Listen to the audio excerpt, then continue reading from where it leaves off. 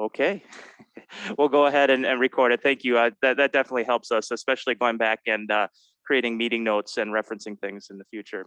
So real quick, what I'll go through here is just a brief overview of what we're looking at over the next few months here in terms of process and topics. So we are at our first meeting in May, and we'll go through the bullet points that you see listed there. The key topic framework, which is what you've seen before and just gives a kind of a summary of what we're looking to do with this committee. The comprehensive plan chapter having to do with land use, and that'll be your homework for the next meeting, but we'll talk about that in a few minutes here. Existing relevant plans and studies. Really what we want to talk about with that bullet point is our population projections that we have as part of this comprehensive plan. And then relationship of this topic to others in the comp plan. Our second meeting in May, what we'll look to do is address the input from community engagement phase 1 and the steering committee. So phase 1 again is the public engagement where we talked to over 2,000 people in the city of Winona. So we'll talk about that at the next meeting. Moving into June, we'll have one meeting in the beginning of June, and then in the second meeting, we'll have a presentation. We have a speaker coming to talk about reinvesting in the city and doing so in a fiscally sustainable manner. So that'll be a great presentation the second half of June.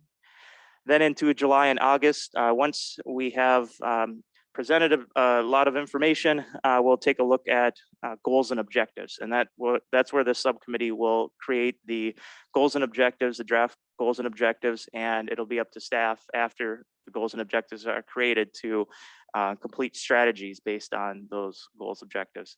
So goals, objectives, and strategies, all three would be brought back to the steering committee in August.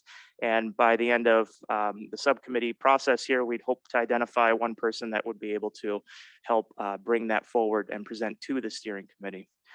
From the steering committee, it goes to planning commission. From planning commission, it goes to city council. What we're looking to do is have a draft of the plan by fall of this year, first draft, and then a second draft by first thing of next year, proceeding with potential adoption of the plan first half of 2023. So that's a brief synopsis of kind of what we'll be looking at here. And being that this is our first meeting, what I'll do is ask people to identify yourselves and let us know what interests you about land use and kind of what brought you to this committee.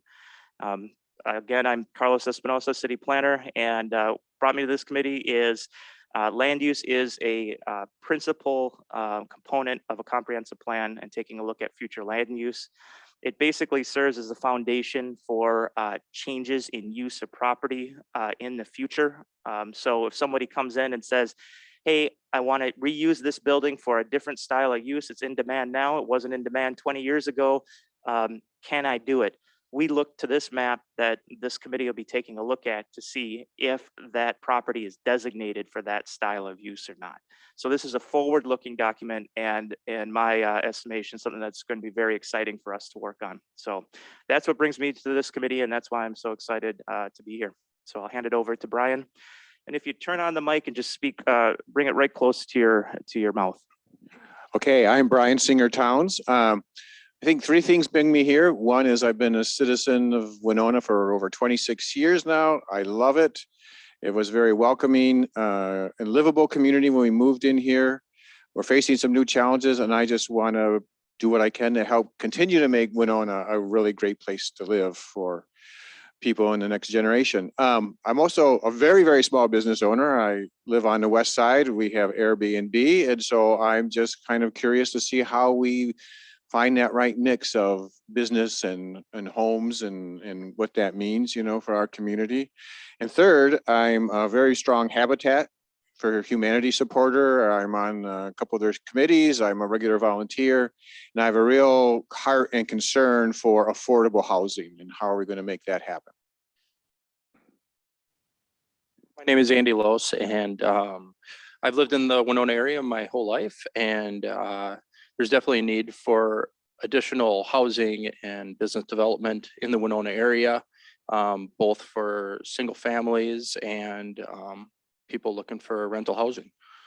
Them are pretty much the concerns I feel that we definitely need some changes, and development that I've done, I see that there's a need for it.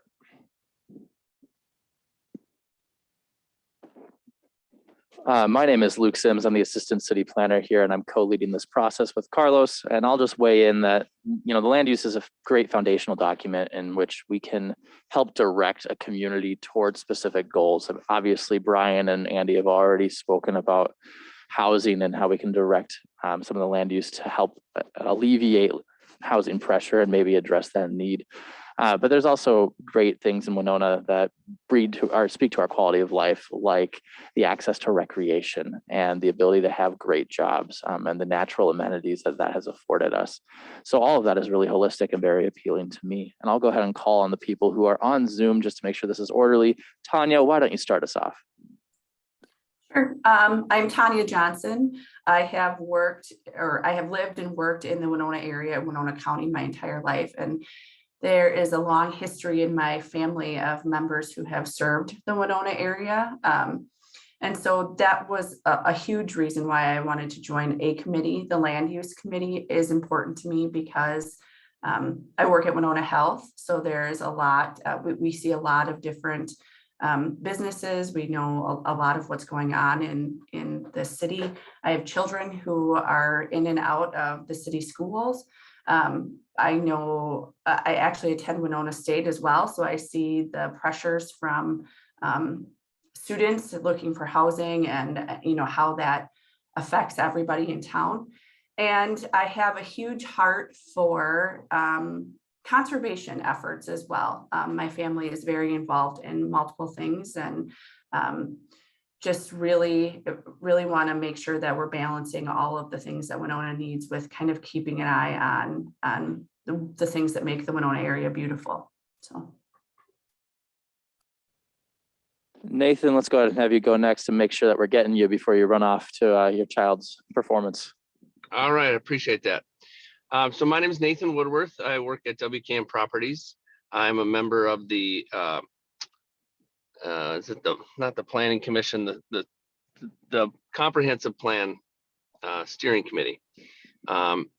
I'm really here for two reasons. One is that I'm passionate about Winona, like everybody else on the call here. I feel like I've got something to add, a voice to share.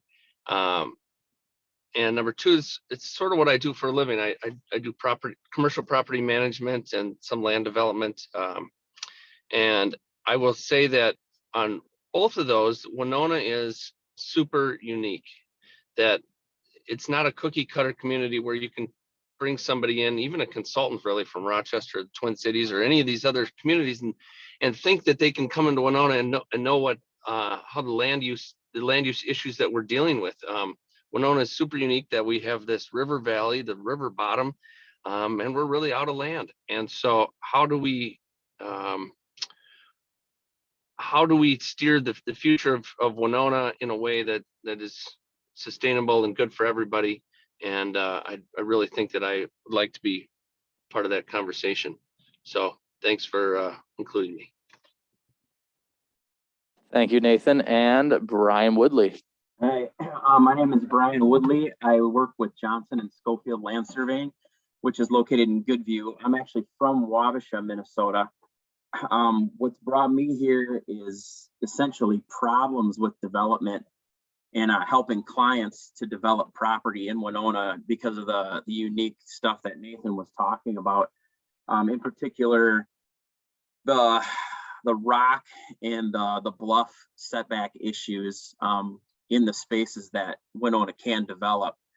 I did a 6-year stint on the Planning Commission in Wabasha, and currently I'm on City Council. And then privately, all I do is land stuff. So pretty much every aspect of my life is involved in land and development. And so I'm here to help and learn and try to help my clients to develop in Winona.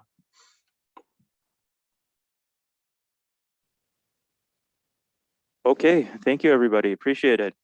We'll transition now into our summary of the subcommittee itself. And you saw this when signing up originally for the subcommittee, but we'll go over it again just to establish a common understanding about what we'll be doing here. So this committee, what we're looking at doing is analyzing existing land use, historical development patterns, and existing policies in our city code, and proposing policy changes and goals. So really what that means is taking a look at our future land use map and our approach to growth, and proposing the path forward for the next 20-25 years here. So examples of discussion topics and focus areas, again, that future land use map. One thing that we did want to call out is updated categories and transitional land use designations. So we'll go through this in a few minutes here, but a big thing with the future land use map is taking a look at what designation different plots of land within the city have, and what those designations say about what should happen in that area.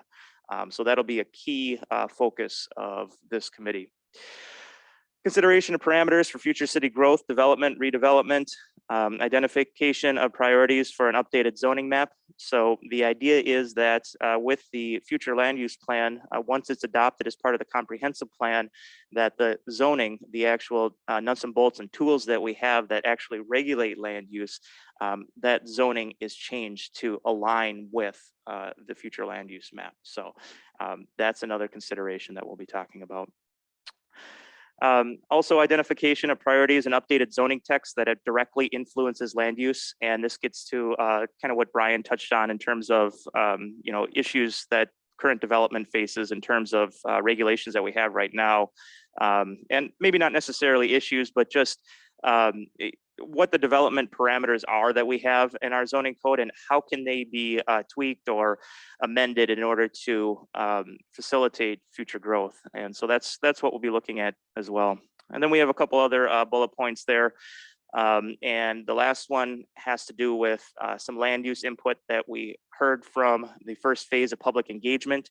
And actually, if you flip the page over, you'll see that what we heard from the public in our first phase of public engagement. And we'll talk about that at our next meeting. So that's a brief summary of some of the things that we see from staff's perspective, this subcommittee focusing on. There may be other things that come up as well, but really that's kind of the meat of what we see this committee focusing on over the next couple of months here. Next thing I want to do is transition to our 2007 comprehensive plan and what the land use section entails.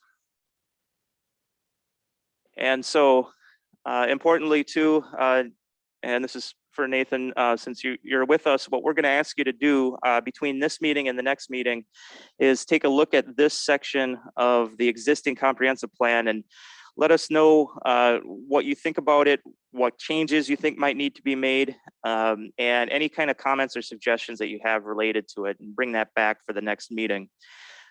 We did pass paper copies out to subcommittee members that are here, but in addition to that, everything that you're seeing online as part of the Zoom will be available under the subcommittee section of our website. So it'll all be in one spot, so you can go and click on it and have access to it. That being said, if you want to stop in, we can always make a copy for you here at City Hall as well. But what we're asking subcommittee members to do is take a look at this section of the plan and bring suggestions for changes to the next meeting. Briefly, however, I will go through what we have in our existing plan related to land use. It starts out with some issues, and a lot of them kind of echo what we've heard so far. They also reflect some things that were going on in 2007. So I would see updating that with kind of what we see not only happening now, but into the future as we look through this updated timeframe out to year 2045. Then next on page 6, it transitions to goals and objectives. And really, there's only 2 goals and a number of objectives as part of this plan. And you'll see it balances resource protection and an adequate land use or land base with a strong central city. And so, we'll be taking a look at those and updating goals and objectives as part of this process. Next, if you flip the page to starting on page 7, it talks about future land use plan maps and land use categories. And this gives just a general background for the existing categories that are in the plan and talks a little bit about considerations related to those. And just to jump in here, we mentioned earlier on that the land use map is really one of the core components, one of the foundational documents for the comprehensive plan, and one of the key purposes that provides a legal backing for many of the actions that we take here at the city of Winona. And the important thing here, and you'll see it exactly in the 2007 plan, is that the land use map provides a 20-year distance snapshot of the community's preferred mix of land uses. So when we talked briefly about updating those land use categories and what that might mean, that's really getting at the future mix of land uses. Do we have the right categories? Do we foresee new categories going into the future? And that map will show what the community prefers. So it's going to be guiding that documentation and on which we actually build policy documents. And Carlos also touched on that zoning map, which is actually that regulatory policy document that shows the immediate application of the future land use map as much as possible. And with that, I'll stop interrupting and turn it back over to Carlos. No, thank you, Luke. That's very important for us to consider. And so as we move forward here, taking a look at the existing land use, that was a snapshot in 2007. It's actually, I think, pretty hard to see and understand. So the existing land use maps that we'll be presenting in this plan are a lot clearer, and those are under development right now. But what I'll do is focus your attention on the next page, which is our future land use plan and the existing map that we are operating under. And that is really what we take a look at on a daily basis as planners. And I have a copy of this hanging up in my office because people ask, you know, can I use my land for this? Can I change it to this? And, you know, this is that reference point. So this is a big focus of what we'll ask subcommittee members to take a look at. And one thing we can do is give you basically zoomed in maps, paper copies. You can also take a look at it online of these land use areas. And so what we see the committee doing is taking a real close examination at this map and recommending potential changes. The next section talks about expansion. So expansion of the city, when we talk about city growth, we aren't just talking about growth within the existing city boundaries. We also, as part of this plan, address future physical expansion as well. And as referenced by Nathan, we do have those development constraints, the river and Wisconsin to the north, to the east and west. You know, you're still in the river valley and you have incorporated municipalities. So that really leaves us with an area to the south of the city. And you can see how that expansion was laid out in 2007. We see it's following a similar type pattern, but allowing a greater mix of uses in this area. In the area to the south of the city in 2007, you'll see that there's kind of these blobs that are like labeled low density or LD, mixed residential, MR. And those are specific land use categories, and there's a specific mix of uses for those categories. What we'd like to do is look at the areas extending south from the city more as growth corridors, allowing a mix of uses in the growth corridor. So if you're taking a look at housing, you're not just looking at low density housing, you're looking at subdivisions where you can have low density, mixed medium density, and potentially some higher density or apartment style units within that same subdivision, similar to what we have already in, for instance, like Knott Valley or Valley Oaks, as well as limited industrial uses extending south from the city. So what is the potential for some limited industrial uses on land that could potentially be developable close to our existing city sewer and water utilities? Next, the comprehensive plan gets into description of the specific land use designation categories. And we'll take a close look at this at the next meeting. But please, as part of this, what we're asking is for you to just take a look at this between now and our next meeting and have just a baseline understanding of kind of what each one is and what it facilitates. So the plan is pretty straightforward when it comes to that, and we use these examples and the bullet points that are part of it, especially with rezoning applications and taking a look at changes when that is desired. And finally, we take a look at policies and actions. And so this section is where we see staff coming into play in terms of providing some of the policies and actions. We're calling them strategies as part of this plan. And so what we'd like to do is to create the strategies from a staff perspective, and of course, bring them to the subcommittee for review and approval before advancing them forward. So in a nutshell, that's what we're looking at for 2007. And really what we're doing for this comprehensive plan is updating that section. So we have a new one for our updated comprehensive plan looking to year 2045. And before we go any further, now that I've done and just finished a lot of talking here, I wanted to open it up and maybe we could call on Nathan first. We wanted to ask a question about, what's your big idea having to do with land use? So what do you think is needed in the future here? I realize it may be a multi-layered, question and a very, very detailed question, but that number one thing when you think of, what needs to happen in terms of future land use in the city, what's your big idea for the future? And I'll start with Nathan, if you could share that with us. Oh, wow. Nothing like being on the spot here, huh? Yeah. So that's a good question. I mean, obviously I've only had 30 seconds to think about it, but in the past, I mentioned this to you, I think at our last meeting, actually. We've got a lot of really successful companies in Winona, global leaders in a lot of industries. And if they look at Winona and say, how do I grow in Winona? For a lot of them, it's really challenging. And I think we put ourselves at risk, actually, of losing some of those if we don't have a plan in place for how we would address that if they had those questions. So I know RTP, for example, has been buying up land and building buildings. I see their signs all over town lately. Obviously, Fastenal is a huge company and a good example. They bought the old JCPenney.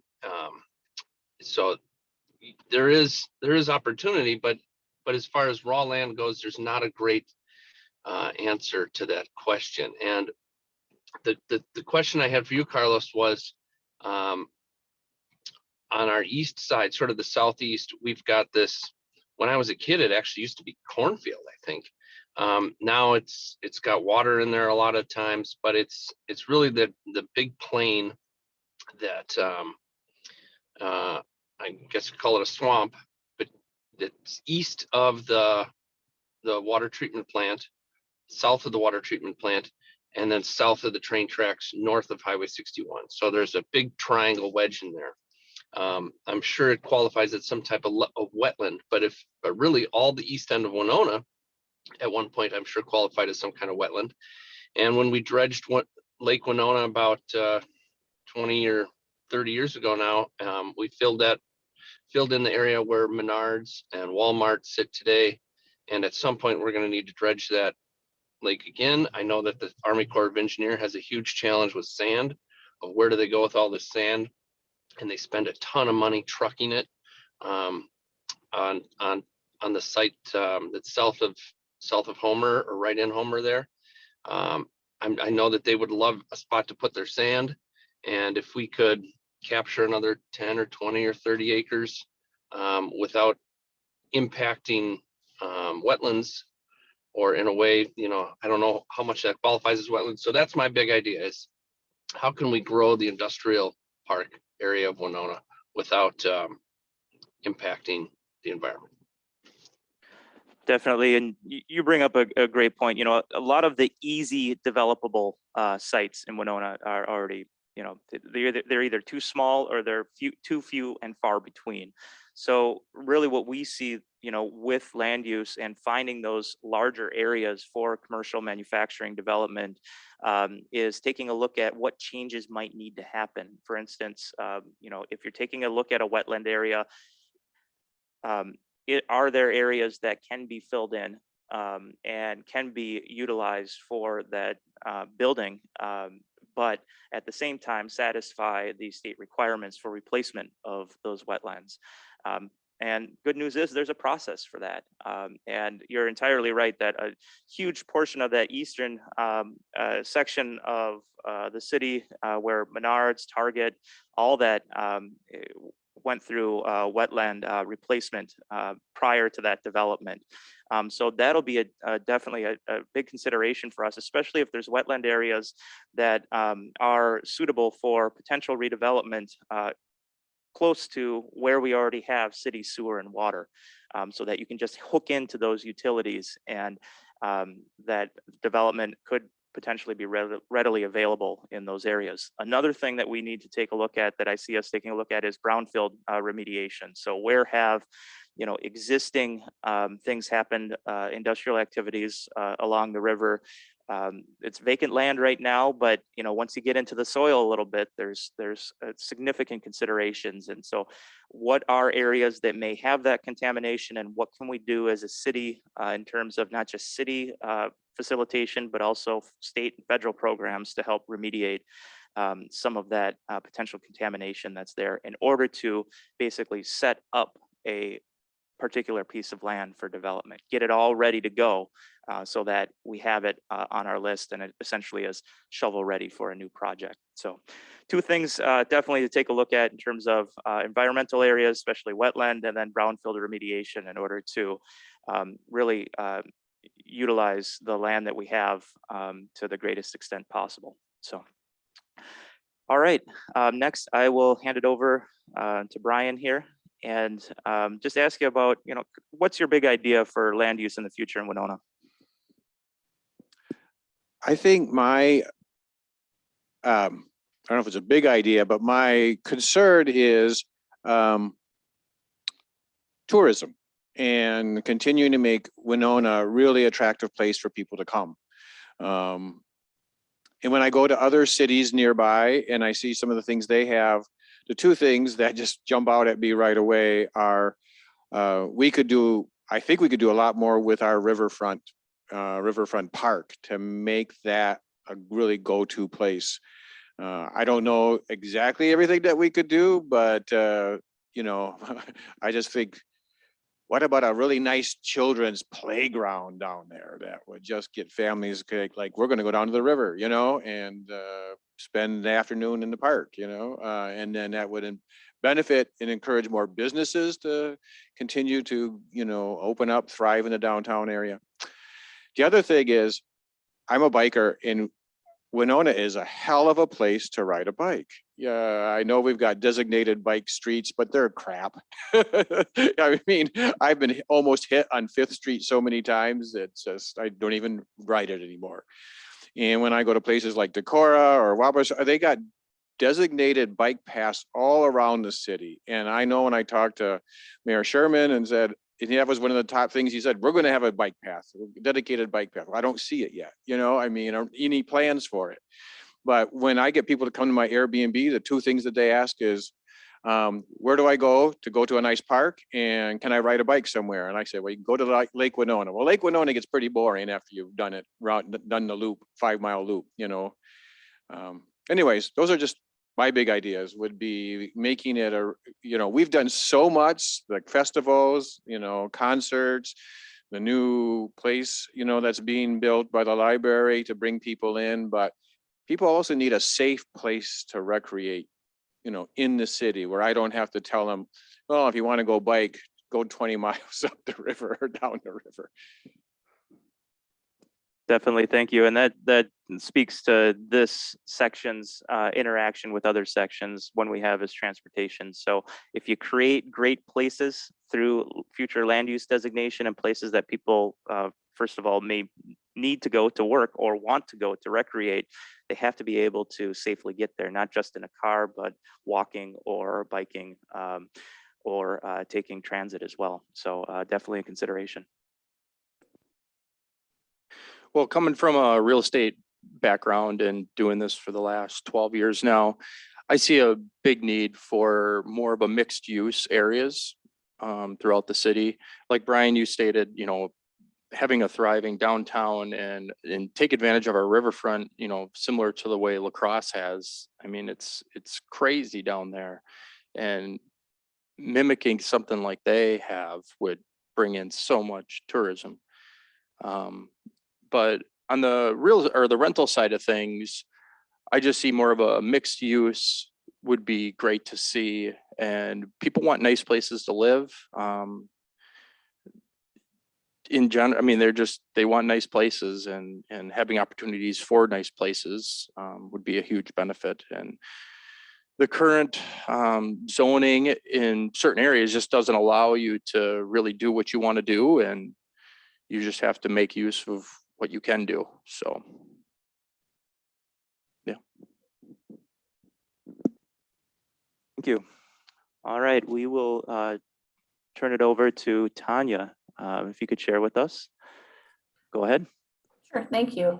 I would agree with most of what's being said, and I would say that developing the riverfront in the downtown area, I think would be top of mind for me. Recently started spending a little bit more time on the river and the difference between the Winona pool availability and the lacrosse pool availability for entertainment. If I am boating, finding a place to stop and eat lunch or doing anything like that is dramatic. There really isn't a spot in Winona aside from the one restaurant that lives kind of near the levee. And there's not really good docking opportunities for multiple people to dock a boat or to stay down there, let alone, then spend time in the area. I also have mentioned I have teenage children, and they are more than ever, my daughter especially is really interested in spending time downtown. And she's like, look at all these cute little shops and things like that. But she doesn't really know where to start or where a good opportunity, if there was a more common space, a park, recreational area or something like that, to feed a little bit more of that would be great. I also see a lot of need for housing, so I don't want to not focus on that as well, because while we have a ton of student housing, I feel like I see people asking for help finding small family housing all the time. That there's a lot of rentals available for students, but not maybe somebody who is looking for a home with 2 or 3 children or something like that. So I feel like that's a need in Winona as well. Great, thank you. Okay, and Brian. I guess the focus that I was thinking of was creating incentives for development, whether it's to bring in commercial or industrial, or to encourage housing development. What incentives can the city create so that people want to build here and want to do things here? In terms of attracting like businesses or making businesses grow, what can you offer in terms of like TIF districts? And let's say you're trying to attract a business, we have all this housing available for employees, and in particular, with my experience the last couple of years, what incentives can you give a house builder to develop an area? Because as we just went through, it's a losing proposition at this point. It's impossible to create a development and make money on it with what we're seeing at this time. And then one other thing that you always got to keep in mind is how to pay for everything that we want to do. Like everyone has all these great ideas and we stack ideas. And the greatest challenge of all is funding, and how you're going to fund it and not bleed everyone to death with taxes too. So once all these ideas come in, it's not a terrible idea to just do almost like a strategic plan, and to sit down and boil down, what are our priorities and what do we want to tackle first? And if you just keep asking why, you can boil it down, and at the end you might have your top priority that you can focus on. And I don't know if you guys have a capital improvement plan. That's also important as well, just so you can look ahead and you can budget out your projects and your ideas long term so that they're feasible.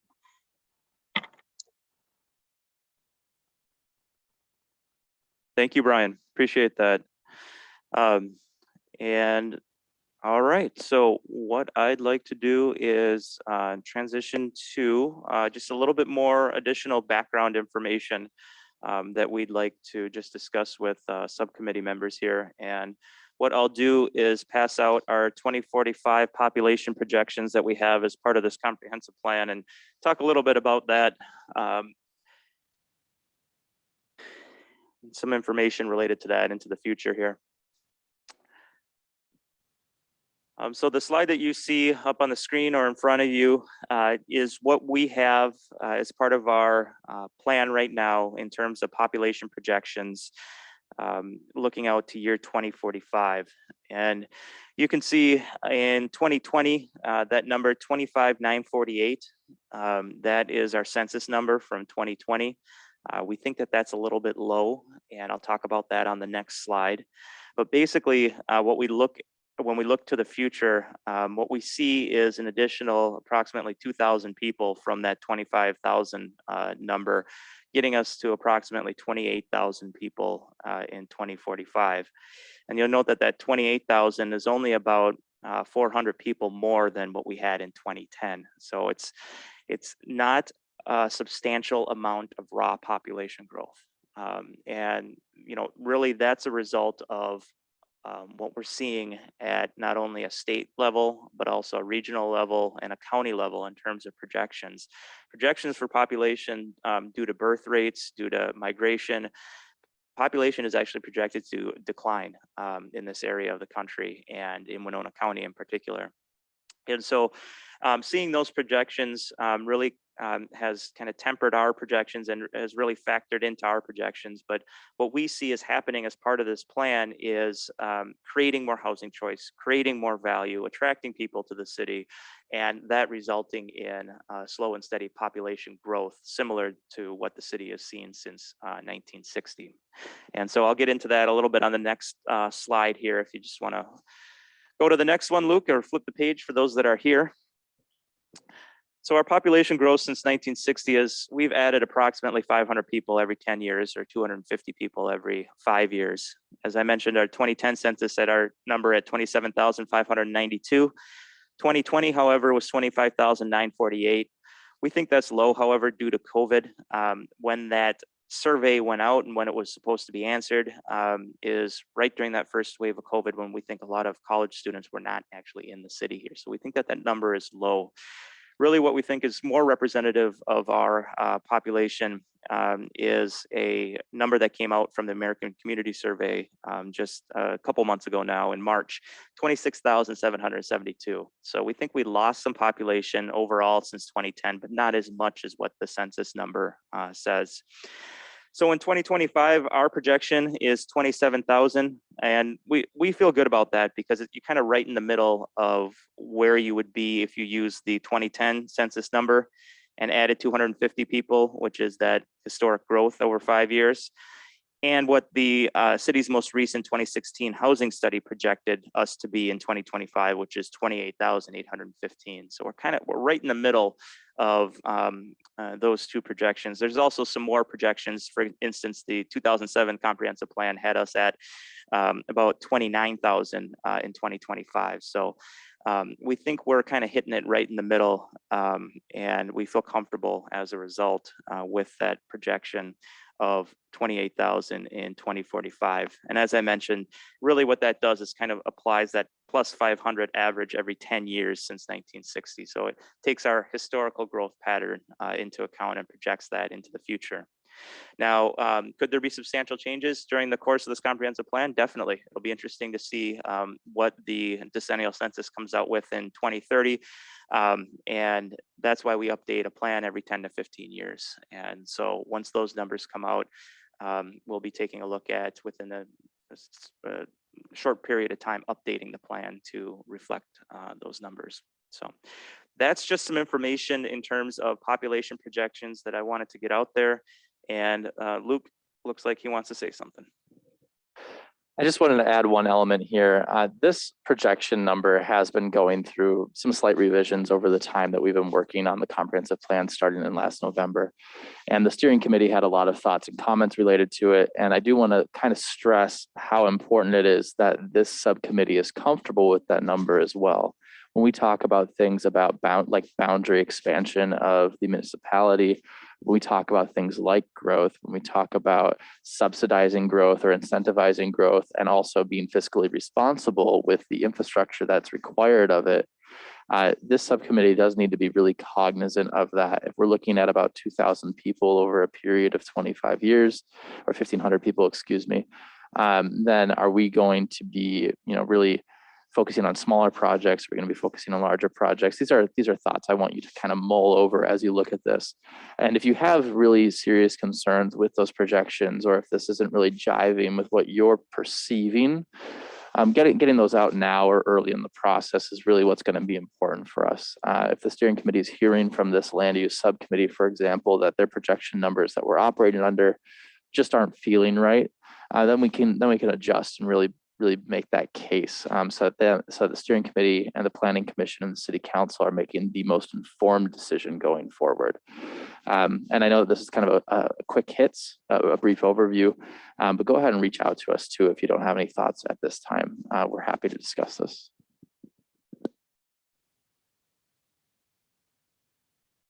Okay, that brings us to the end of our agenda for today, but I did have one other question that I'm looking for some input from subcommittee members on.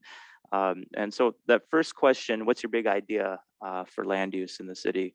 So there was some mention of specific geographic areas that would relate to, such as downtown, the riverfront. But I'm wondering, so for some of your ideas, what are some other locations where those big ideas could occur? So what we're asking for you to do is think about, okay, your big idea, is there a geographic area in the city where you think that could be applied? And I'll go first here. In terms of some of my big ideas when it comes to the future land use plan, and it's one of the first bullet points on our land use description summary for the subcommittee, is transitional land use areas. So right now, our existing plan, what you have is you have a very defined boundary, for instance, between WSU and adjacent residential. Well, the residential right next to WSU looks a lot different than the residential mix just a few blocks away. So are there zoning classifications that could provide that transition between one distinct use and another use that takes into account the character of that area surrounding that use? Another example of that is some of our industrial land uses and residential areas that are right adjacent to it. Are there potential areas within the city that are currently used for industrial that could transition to housing type development because those industrial areas are, for instance, maybe too small or not compatible for modern industrial or manufacturing needs? So I'm thinking small parcels in the core area of the city that have outdated facilities on them. Could those parcels be reused for some type of residential redevelopment? So those are two of my big ideas related to, what could we take a look at with this map if you're going to boil it down to geographic areas. And so I'll open it up to subcommittee members. If there's a specific area of town that you think we should focus on or maybe need some work, go ahead and share that with us.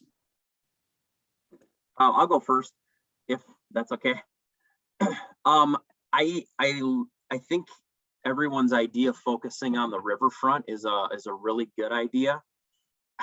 There are not a lot of places along the river that there's not a train track between the people and the water. And it's such a huge asset. I don't know, are you on the schedule for like steamboat stops? Do they stop here and they do that? Okay, because that's big. So if you could somehow make that downtown Main Street area like some kind of attraction or a focal point with the steamboats or just people coming to visit, then the stores, the boutiques, things like that will naturally follow in those store spaces. And then another point to that, just with the downtown area, is utilizing that second floor space. A lot of times, you know, you'll have a shop or something below, and then the second floor is vacant, or it's not very good apartments or something like that. So, and when you add up all of that square footage of that unutilized space, you can't believe how much space there is. So if you can somehow utilize all that empty space, you know, you can solve a lot of your housing issues as well by turning that into places to occupy. So, but Winona does have a great downtown, and it's getting people there. You need that thing that gets people there, and then naturally everything else just develops around it. Great, thank you, Brian. And we have our Brian, who is here, that has picked up the microphone. Brian W. and Brian S. Okay. I just have some wonderings. There's at least so I'm very familiar with the Catholic world, and there's some seismic things going on right now with, and in the educational world in general. It's secondhand, but I have a lot of friends who are WSU profs, and they're worried about declining student population. I've heard rumors that St. Mary's is in jeopardy because of declining student population. Those are huge tracts of land owned by so we've already seen WSU abandon the West Side campus, right? I mean, I live right behind it, so I'm very familiar, you know, and Cotter has snapped up some of those buildings, which now leaves old school buildings and St. Mary's and Cathedral and St. Stan's open. And I know I've been talking with Father Mike. He's like, what are we going to do with our school? You know, I don't know what that has any implications for this organization, but I think we ought to be talking to the education facilities. Like, what's your projected enrollment? Because every 500 students that go down from WSU, how many staff and faculty do we lose in this city? So when I look at this projection increase, my one wondering is that going to actually happen if student enrollment in the universities goes down, or even if we lose a university in the next 10 years, you know, so. Definitely. And we have been seeing seismic shifts. It just came out, what was it, last night, that St. Mary's is going to be reducing their number of majors by 10 or 12. Yep. And so eliminate, you know, and that takes out exactly what you're saying, students and people that provide the education for those students, teachers, staff, clerical staff, people that provide the whole foundation for the education. And so that's definitely a very, very strong consideration. And, you know, one thing that we'll be taking a look at with the comp plan, we do have a subcommittee focused on community services and institutions. And that, I think, is part of the conversation that should occur with that subcommittee.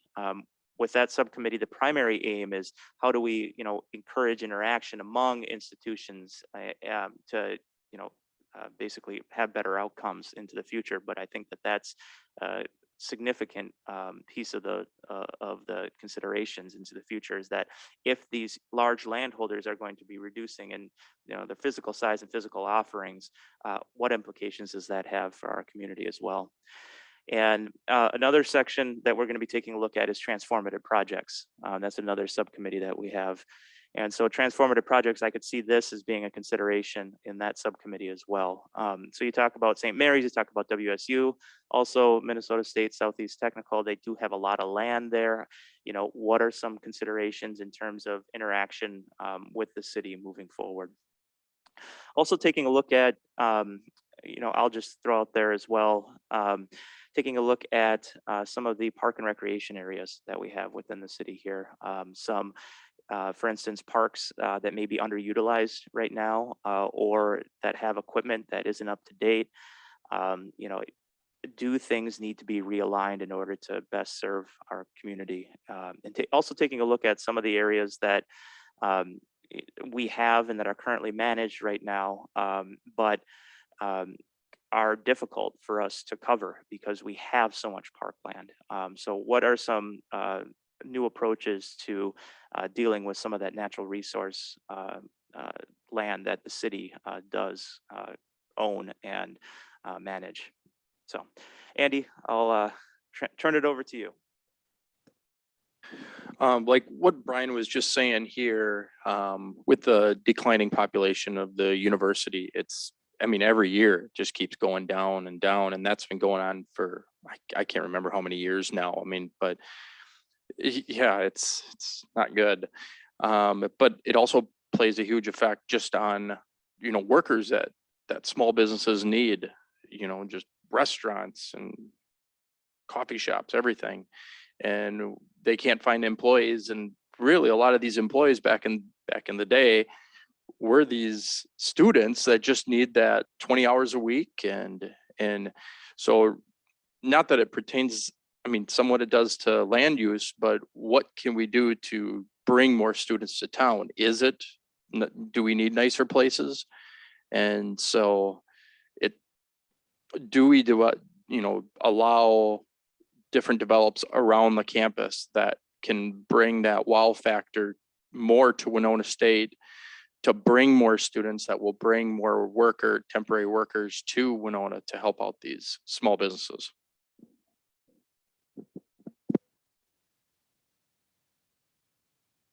And Tanya, we don't want to not hear from you, so go ahead. Again, I agree with everything that's been said on the topic of students. I too worry about that. As I said, I work at Winona Health, and I oversee departments that hire a lot of entry level and particularly student population. And it's a really huge struggle to get people in here. And so without that population, we're going to see problems even in the healthcare sector, without having enough people to work. You might not consider that as much a student problem as it is, but I oversee departments like food and nutrition services. If I don't have staff to serve food, we can't have patients here. So I would agree. I think that, there's a couple of things.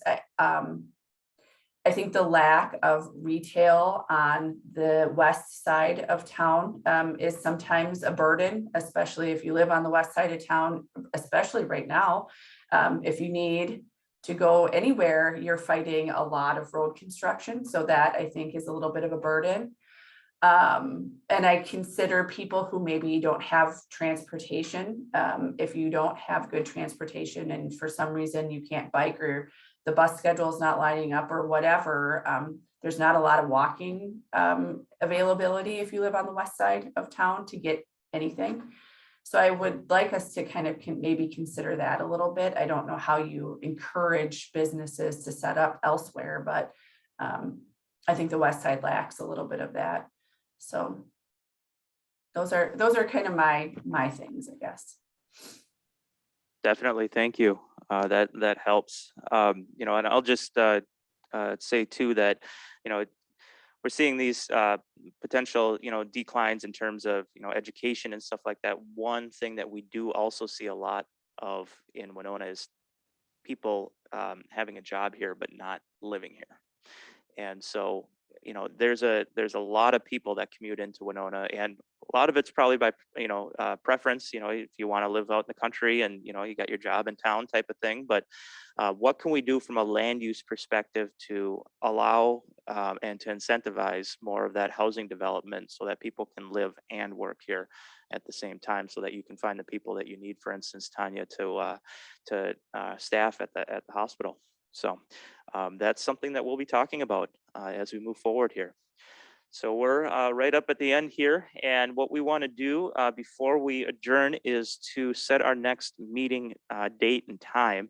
And Brian S. Was just sharing with me that he has so graciously not attended his weekly golf commitment. So what we'd be looking to do so that we can make sure he gets out there and enjoys the links is to see if we can schedule our next meeting for a Thursday morning, potentially at 9 o'clock. Does 9 o'clock work well for individuals here? Say Thursday, May 26th.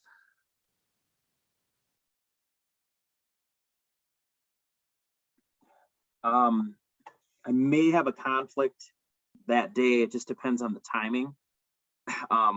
We do this thing called Flags of Valor in Wabasha where we set up those flags all over town, and that's that day. That'll be that morning.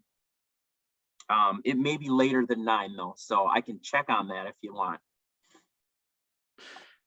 Okay, yeah, why don't you check on that and let us know? But if 9 o'clock on the 26th works for everybody else here at this point in time, we'll go ahead and pencil that in. Okay. 8:30 is not too early for us. 8 o'clock might be a little bit, but 8:30 is just fine. Just 8:30? Okay, we'll look at 8:30, May 26th. That's a Thursday. All right, well, thank you everybody for your time, and we will be in touch. Have a good one. Thank you.